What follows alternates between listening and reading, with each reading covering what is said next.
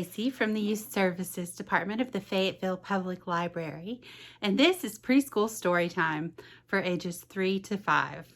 Let's sing our hello song. Hello, friends. Hello, friends. Hello, friends. It's time to say hello. Now let's sing in Spanish. Hola. Hola, friends. Hola, friends. Hola, friends. It's time to say hola. Now let's sing it in Hawaiian. Aloha, friends. Aloha, friends. Aloha, friends. It's time to say aloha.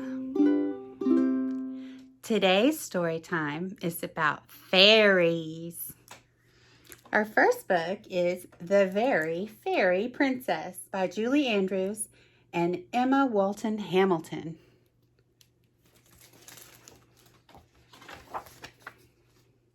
Look, there's a doll, a crown, and some pink slippers. Hi, I'm Geraldine. I'm a fairy princess. You may not believe me, but I can tell you that I am.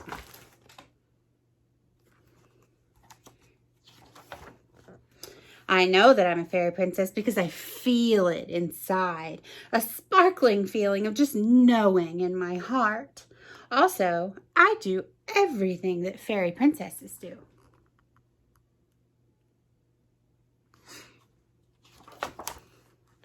The first thing I do when I wake up in the morning is put on my crown. Fairy princesses are always presentable. You never know who you might bump into, even on the stairs. For breakfast, I have fairy pancakes with extra fairy dust on top. Yum. Fairy princesses have very refined taste.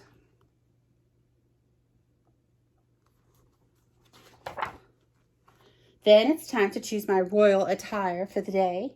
The big decision is which dress to wear. Pink and white, pink and purple, pink and red, or just pink.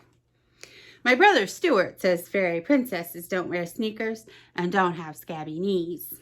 I say sneakers help me practice my flying skills, especially when we're late for the school bus. And scabs are the price you pay. Fairy princesses are very practical.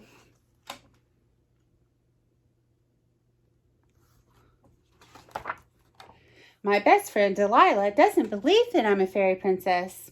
I say you can be whatever you want to be. You just have to let your sparkle out. For instance, I tell her, you sparkle when you play the trombone. Fairy princesses are very supportive.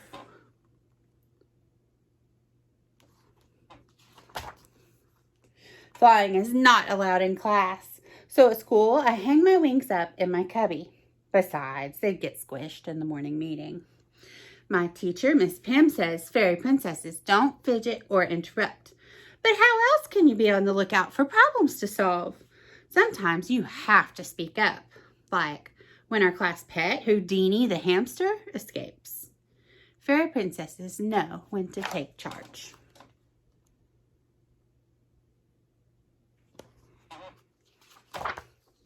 My favorite classes are art and music. That's when I can really let my sparkle out. I use lots of glitter, sequins, and feathers when I paint. Sometimes there's just not enough space on the wall for all my pictures. Fairy princesses like to keep extra gifts on hand for special occasions, like when Grandma comes to visit. All fairy princesses love to sing. Once in a while I get carried away and Mr. Higginbottom reminds me there's only room for one conductor in the chorus.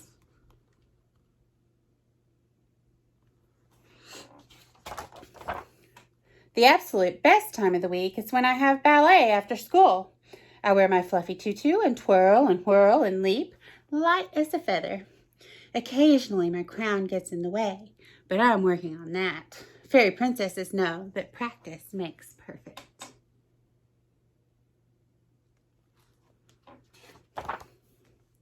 Back home, it's time for my fairy snack. Pink lemonade and sugar cookies with extra sprinkles. double yum. Then it's into the garden I go to attend to my royal duties, like rescuing frogs. You never know when one might be a prince. Building little houses for my fellow fairies, and exercising my unicorn.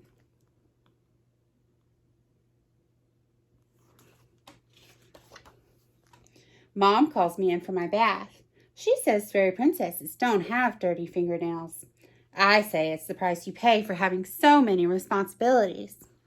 I have to remove my crown to shampoo my hair, but I make one out of bubbles just to tide me over. Fairy princesses are very creative.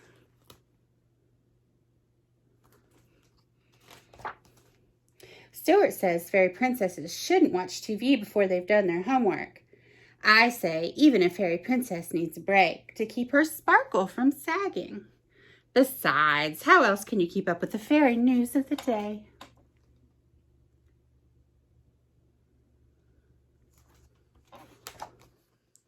Daddy knows I'm a fairy princess. When he comes home from work, he always says, "How's my little princess today?" So that's all right.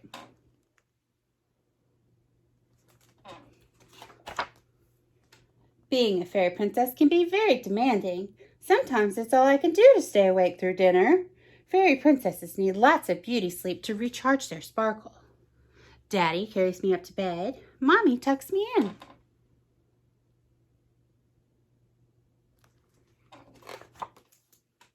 Sweet dreams, Jerry, they whisper from the door. You'll always be our very fairy princess.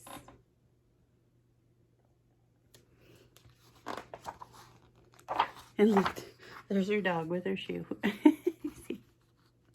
Not funny. The end. Do you all know the song Little Bunny Foo-Foo? I've sang it in story time before. I used to sing it when I was a kid. And I know that there's a story there.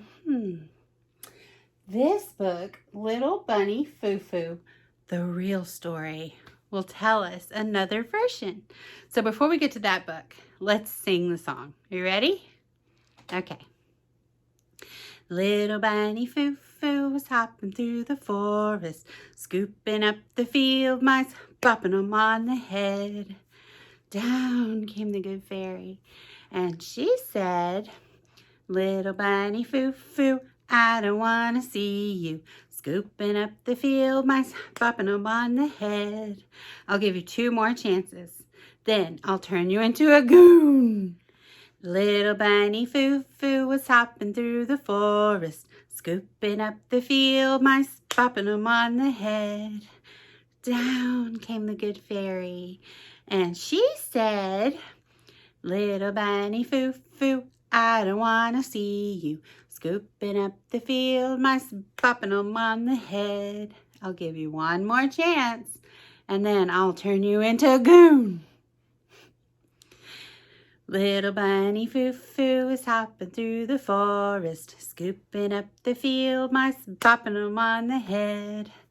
Down came the good fairy, and she said, Little Bunny Foo-Foo, I don't want to see you scooping up the field mice, bopping them on the head. I gave you 3 chances. Poof! You're a goon. Do you think that's how it went? Let's see what this story says. Little Bunny Foo-Foo, the real story, by Corey Deerfield.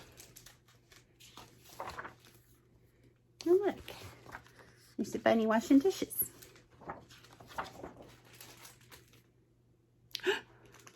What's that mouse doing? He's got a cupcake on his back. And that bunny's running after that mouse. Little Bunny Foo-Foo hopping through the forest. Look, she's chasing all those mice. Scooping up the field mice, bopping them on the head. Down came the good fairy. She said, Little Bunny Foo-Foo, I don't want to see you scooping up the field mice and bopping them on the head. I'll give you 2 more chances to behave like a good little bunny. If you don't, I will turn you into a monster. Oh, Bunny Fufu doesn't look happy. Look, she's checking out her basket. It's empty. All the birds took her cupcakes. Little Bunny Fufu hopping through the forest, skipping up the field, mice bopping them on the head. Look, she's trying to get her cupcakes back. Down came the good fairy. She said, Little Bunny Fufu, I don't want to see you scooping up the field mice and bopping them on the head. If I catch you misbehaving again, I will turn you into a monster. Uh-oh. Little Bunny Fufu's in a predicament. But when the good fairy left, Little Bunny Fufu hopping through the forest. Little Bunny Fufu is upset. Scooping up the field mice. And bopping them, and bopping them on the head.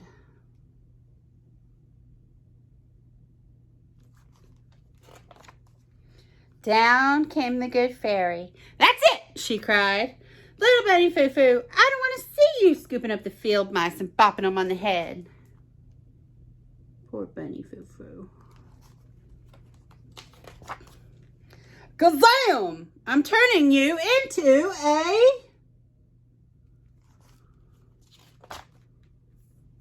Uh-oh! I don't think that worked out for the fairy. And down went the good fairy. It tasted very good indeed. Little Bunny Fufu ate the fairy. Look. She's so happy. Oh my goodness. Do you believe that version of events? I don't know. I kind of like the song. All right, get your fingers ready. We're going to count down fairies. 5 little fairies playing by the pond. One fell in and dropped her wand. Mama called the wizard who did respond. No more fairies playing by the pond.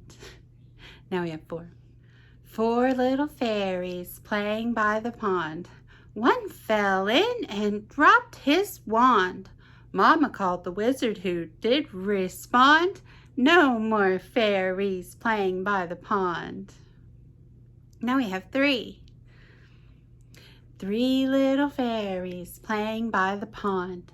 One fell in and dropped her wand. Mama called the wizard who did respond. No more fairies playing by the pond. Now we have 2. 2 little fairies playing by the pond. One fell in and dropped his wand. Mama called the wizard who did respond. No more fairies playing by the pond. Now we have 1 left. 1 little fairy playing by the pond. She fell in and dropped her wand. Mama called the wizard who did respond. No more fairies playing by the pond. 5 little fairies sitting by the pond. Now they have a special bond. The wizard's lesson has finally dawned. How not to lose your magic wand. Our 3rd story today is called A Fairy Friend, written by Sue Flies, pictures by Claire Keene. This book is really pretty. You see all the fairies? Aren't they cute? There are fairies in the sky. All around you fairies fly. Flit and flutter, tumble, twirl. When the wind blows, fairies swirl.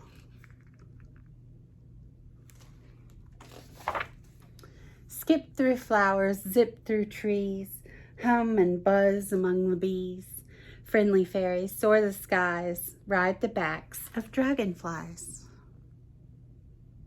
You see them riding dragonflies in the window? Isn't that cool?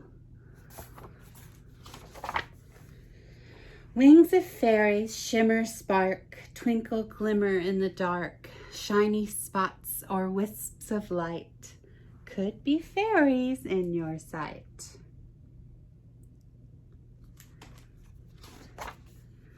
If you want a fairy friend, one who'll be there till the end, you must know just where to look. Search in every niche and nook. Want to have one come to you? Here's what you'll need to do.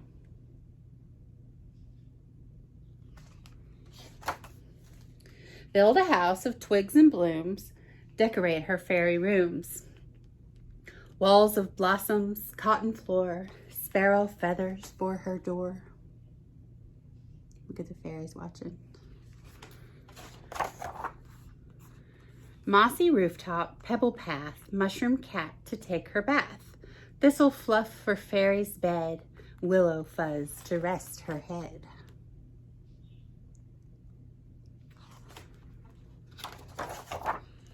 Make for her a fairy swing. Tie a nutshell to a string. Cook a flower petal stew. Serve it and she'll come to you. I love all the pictures. Very slowly tiptoe near. Quiet or she'll disappear. They look like they're having fun. Gently offer out your hand. Name your fairy and she'll land. While she's resting in your palm, whisper softly, keep her calm.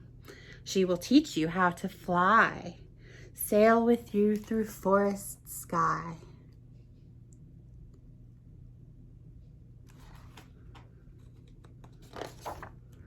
Shower you with fairy charm. Keep you safe from hurt and harm. Forever friends you two will be, fairykin and fancy free.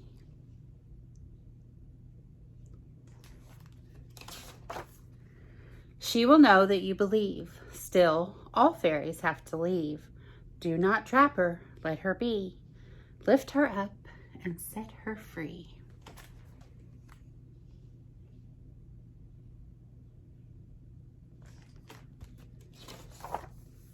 Time may pass while she's away, but do not let your heart dismay. For if you're thoughtful, kind, and true, your fairy will return to you.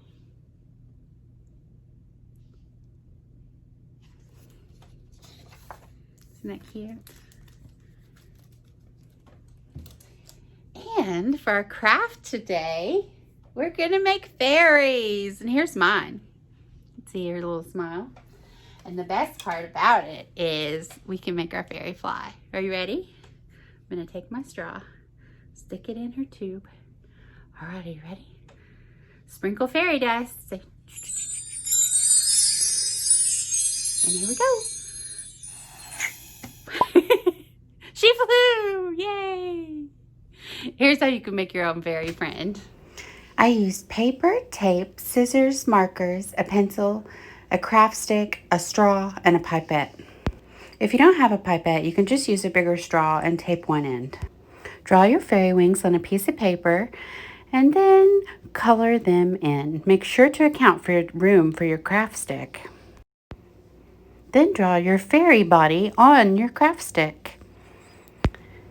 Attach your fairy to the wings with a piece of rolled up tape. Take your pipette and cut off the end so that you just have a little piece. Or if you're using a straw, tape one end close. Then attach that piece to the back of the craft stick using tape. Find a straw that will fit inside your pipette or your larger straw and you're set. All right, friends, I had a good time with you today during our fairy preschool story time. Let's sing our goodbye song. Goodbye, friends. Goodbye, friends. Goodbye, friends. It's time to say goodbye. Now let's say goodbye in Spanish by saying adios. Adios, friends. Adios, friends. Adios, friends. It's time to say adios. Now let's say it in Hawaiian by saying aloha. Aloha, friends. Aloha, friends. Aloha, friends. It's time to say aloha. We'll see you next time.